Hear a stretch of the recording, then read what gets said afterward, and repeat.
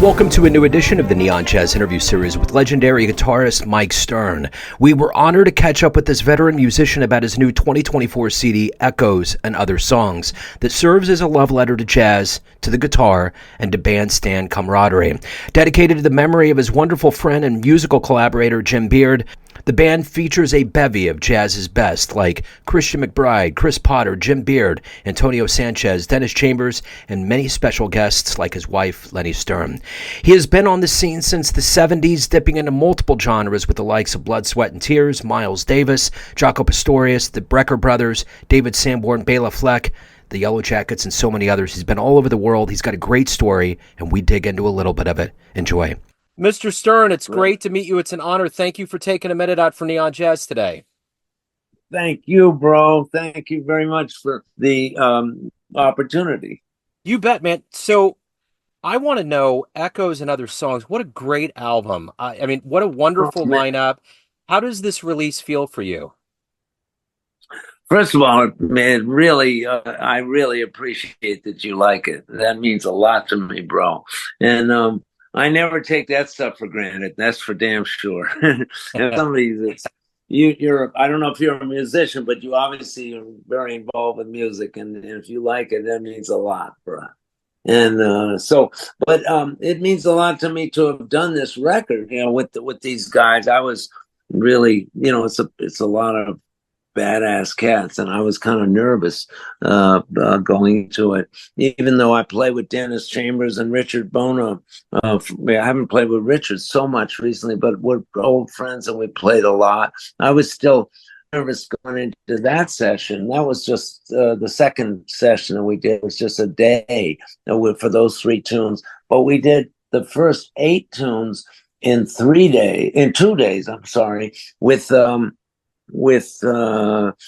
Christian McBride and Antonio Sanchez and Chris Potter and Jim Beard and me and Leni on the she did actually, my wife did some overdub stuff with the goni that she plays, this African instrument, but I was really nervous about it just because I get that way anyway sometimes, but especially this lineup, and I had never played with Antonio. He's a sweetheart, though. He was so supportive. I told him ahead of time, man, I said, I'm nervous playing with you. And he said, are you crazy, man? And he said, I've been a big fan for a long time, all that stuff. And I was really, really encouraged and just blown away by that. It was really sweet of him to say that. And he's amazing. I mean, he just, so I really was happy at how it came out, and I figured with these guys it was going to come out good. And we didn't really get a chance. We had one rehearsal with everybody but Christian. With Chris Potter, with Antonio, with Jim and me, and we Christian couldn't make that one rehearsal, so the night that was like a week before the hit, before the recording, and the night before we did the we got a chance to rehearse with Christian. That was the only time he had. He's a busy cat. Yeah, he's tearing it up all over the world. So he was available that night. So we got everybody, but not all at once, and to rehearse. But they just knew the music before they, Jim Beard was great at sending demos to everybody. He's been helping me out with records I'm one of those guys that if I don't have a producer or somebody to help me, I'll never finish any record. I'll still be working on the first tune. And he can move things along and keep it and say it's good, just go. We go to the next tune. And anyway, with this record, he did the same thing. He just and it was always so great, just sending demos to everybody. And so everybody knew the music ahead of time, and they're just, they were just amazing at capturing this. So it was like, to me, it was like we had a week of rehearsals. It was just, it was just. So we didn't even listen back to the takes, we just did one take after the other and picked the best one after that. When we listened back later after the session, and we just picked the best take of each of those 8 tunes. Same thing happened in the next session with the 3 tunes. We just played a bunch and didn't really listen back. It just felt so good. So that's what happened. And yeah, so I felt really, and I feel really good about it, that I was able to do it and didn't chicken out. Well, you can tell there's a level of camaraderie. Like everybody seems to be comfortable with the language that commingles, and I think the backdrop is that this is in memory of Jim Beard, and Yeah. it shines from my visceral standpoint. It shines through, and I was really happy to hear there's levels of the blues, and I'm always so impressed with how much the blues permeates every single sphere of music. I totally agree. Absolutely. And especially I totally agree. That's the glue that pulls everything together, especially jazz or rock or all that stuff. It's the blues is at the core. And it's interesting, my wife played goni on this that instrument on this recording. And a couple places she overdubbed some goni. She's over the years she's been going to Africa a lot, especially Mali, and playing with some amazing musicians there and learning a bunch of. She's a really amazing lady, and she's gone to these places to learn the music. She did some of the same kind of thing. She had some gigs in India, and she really absorbed some of the music from there. She did this more so in Mali. She's done a lot of her tunes, but with African influence since then. And she brought home a goni, which it's actually N''G''O''N''I, Ngoni is how you pronounce it. And it's a Mali instrument. It's from Mali, the country of Mali, and it really sounds like the blues comes from there, right? It's that kind of sound. So at one point, this cat named Basico, I can't pronounce his last name. I don't know it anyway, but Basico is an amazing, one of the world's best goni players from Mali. And he's a friend of Leni's. So he was in the States and at one point in New York, some kind of cultural thing. And he was playing big, with his group, playing big concert halls with doing this more African, sound with his group, and playing goni. Had some other players that have other instruments that work with the goni, and I don't know so much about it. My wife could tell you everything. And but while he came over to the house, and while I was doing this one of the performances that was in New York, so he came over and hanging with Leni, and I said, "Can we play some?" So we started playing. He said, "Yeah, man, I'd love to." So we started jamming, and he was killing on that instrument. And then all of a sudden, he gets a phone call from somebody, and he picks up and said, "Hold on a second, I gotta take this." "Hey, Taj, how you doing?" And we started talking for a while.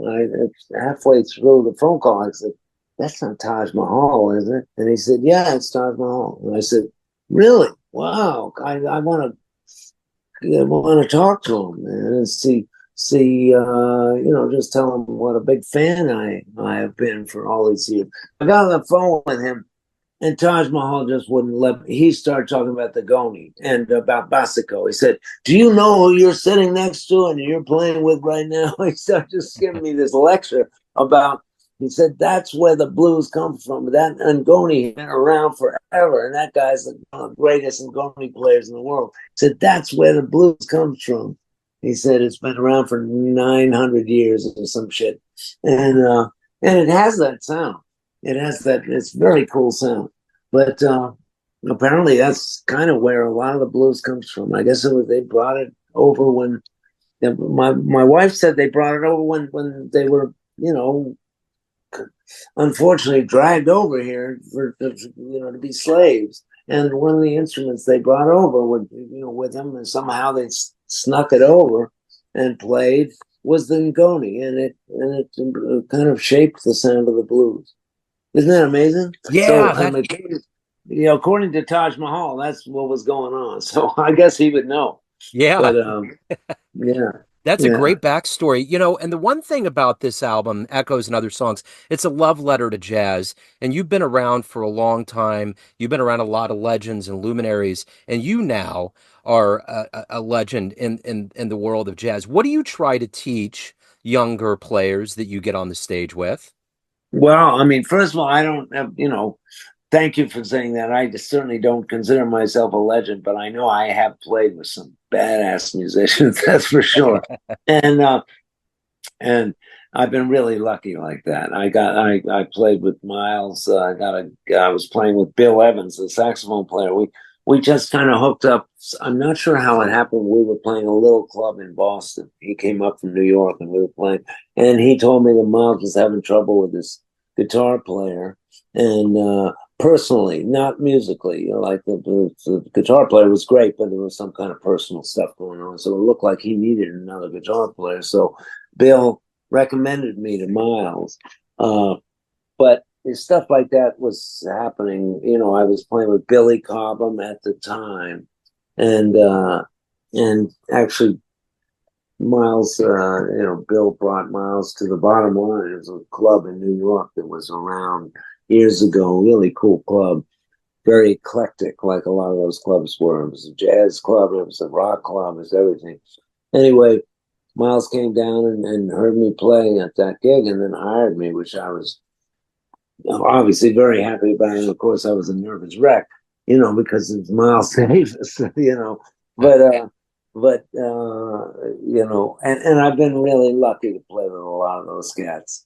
And so, when I'm playing with other younger players, I just basically tell them what I'm doing, which is I just try to keep on the journey, basically, because that's what it is, of learning music. No one ever scratches the surface. Music is infinite, completely infinite, and the options are infinite, and even within just one category of music, like the blues, I mean, you can go forever. And with jazz, it's probably more involved in some, more intricate in some ways than blues. I don't know if intricate is the right word, because there's plenty of intricacy in how you can play the blues or sing the blues, but there's more chords, more information sometimes, and that really helped me, help my everything playing. It helped my jazz playing, I mean my rock playing, it helped my blues playing, just to get into jazz, which was kind of later on in my, as a guitar player. I kind of started off with rock and playing along with records, learning them by ear, learning stuff pretty diatonic, pretty much in one key kind of tunes, and blues, and doing the best I can just by ear. I took a couple lessons, but when I took some of those were my records. My mom's records were jazz records, and I really loved the sound of those records. I'd kind of grown up with her playing those records around the house, and I grabbed a couple of those records and I went to my room and tried to play along with those, and I got lost right away. So I realized I needed to study more, and then I, found a couple of teachers in Washington, D.C., where I grew up, and then went to Berkeley and just learned more of the technical stuff, and that you can get anywhere, but certainly music school helps. And Berkeley was very much exactly what I kind of needed at that time. So I just did kind of everything in front of me when I was with a teacher. And I've always, I always tell students or people that are not students that I think it's great to always have a teacher, no matter what level you're on. I still have a teacher from time to time. This cat, Gary Dial, that teaches some of the stuff that my teacher for years, a guy named Charlie Banakis, he passed on. He died about 10, maybe 15 years ago, or 12 years ago, something like that. Charlie Banakis, a great teacher. And Gary Dow was a student of his for years, and so had an agreement kind of that he would kind of take over if something happened to Charlie, which unfortunately he died pretty young. He was in his, I think, mid-60s, 67, something like that when he died. But an incredible teacher. But I still have a teacher, so that's what I tell students: just get on the same, just keep going, no matter what. And it can get very difficult, very frustrating, very disheartening if you can't get gigs, and if you're struggling with certain kinds of music. It just seems to be hard as hell. But you just do what you can. You put in the hours, no matter what. Even if you're feeling completely depressed about stuff, which happens to me a lot, you just keep going, and then you feel better. Generally, that's what happens. And if I give in to some kind of part of me that says I don't feel like doing this today, maybe you can take a day, but more than that, you start it starts feeding on itself. So no matter what, you keep going. And that's what I tell students or cats, the younger guy. And that sometimes you'll luck out and get some great gigs, and sometimes you won't. And you just the music's always there. The thing that I heard from a teacher named John Laporta, who was a badass saxophone player and played with Charlie Parker actually on clarinet. John Laporta, he was incredible. He was teaching at Berkeley, and he said the only guarantee really is that you have if you get to a certain point where you're playing, or you get fluent in the language of jazz, for instance, or blues or whatever, you got that forever. No one can take it away from you. Yeah. The only person who can take it away from you is you. If you don't I like the analogy of the watering the flowers every day, kind of sounds a little corny, but that's basically what it is. You have the work of kind of nurturing that passion that you have with music, and it gets more the more you get into it. It can also be more frustrating because the stuff gets more difficult, or certain things you find you can't do. So you have to kind of do the best you can with them, and work on those things more than the stuff that you can do. But all of it is it's just great to have music in your life, and that is, if you kind of be very realistic and say that's the guarantee, that's what you get, that's the gift. Then everything else, if it comes, and usually it will happen because you practice more and you get better at it, everything else is kind of more of a gift. But you already get the most of it in just the love of music. And if you're into it to the point where you want to practice an instrument, then you're into it. You know what I mean? And the only person that can take away, that's yours forever, and that's the only person that can take it away from you is you. If you give up for any reason. So, wow. Yeah, it sounds like a good way to go, and that's kind of the way I keep going. Basically, at the end of the day, that's what it is. Even though I've had some really lucky, a lot of luck with stuff. Also bad luck. Right. Yeah. Yeah, for sure. I've been a big fan of your work. I've had you on the show quite a bit, and everybody always sees you in a certain light. You got family, you got friends, you got fans, but ultimately you're the driving force. You're the one that's leading the march. What's your perception of you? Who do you think you are?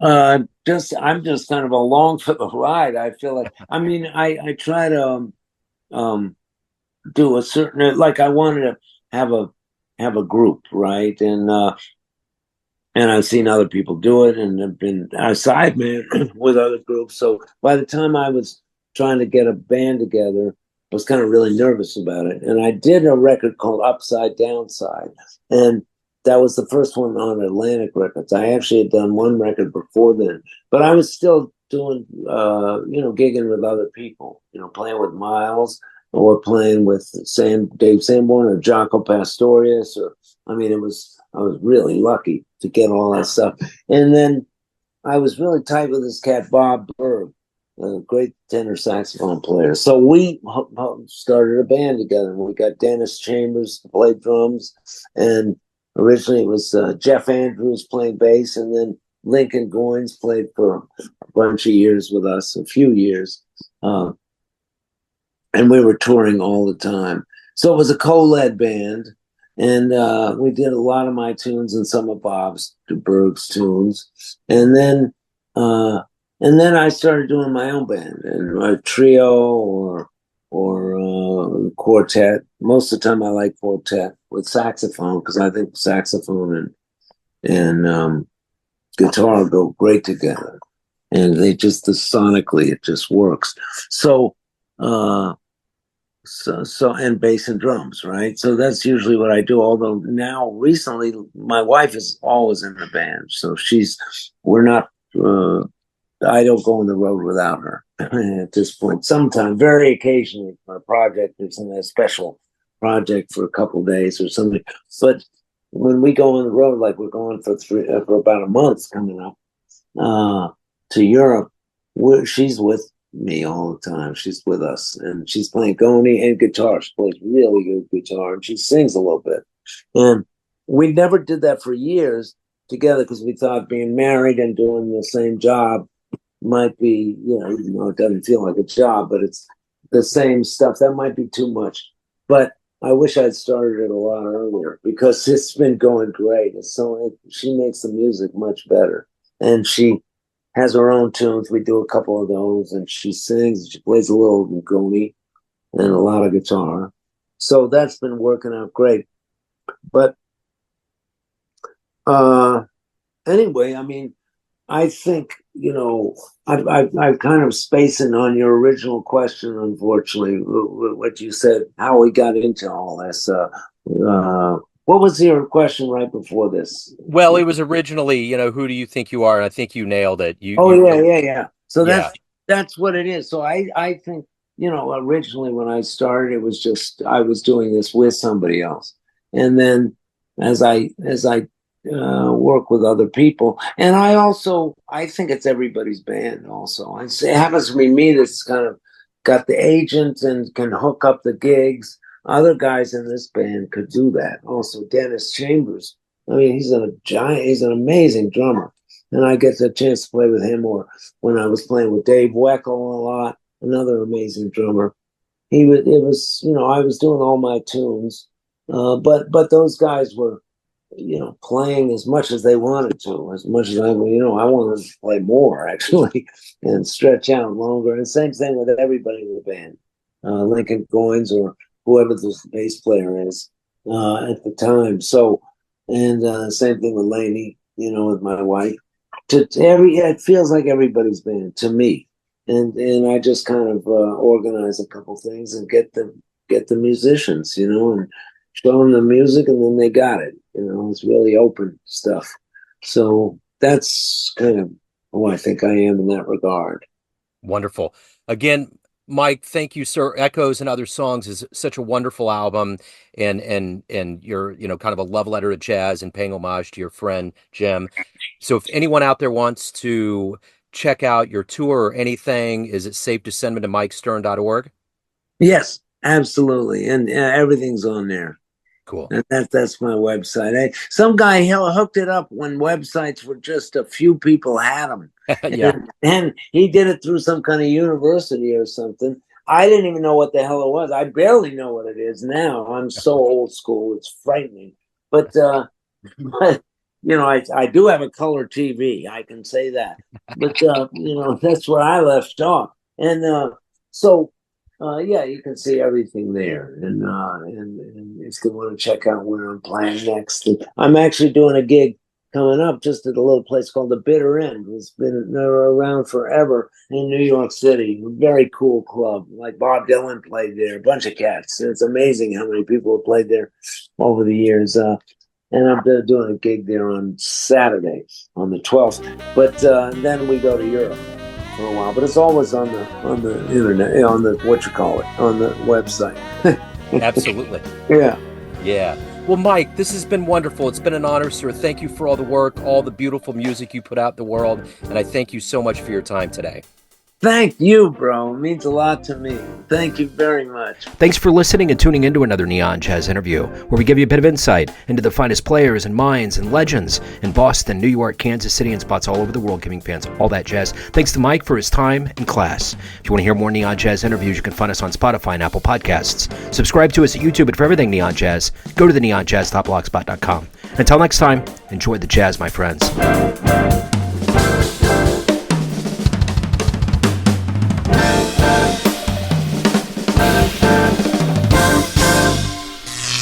Neon Jazz.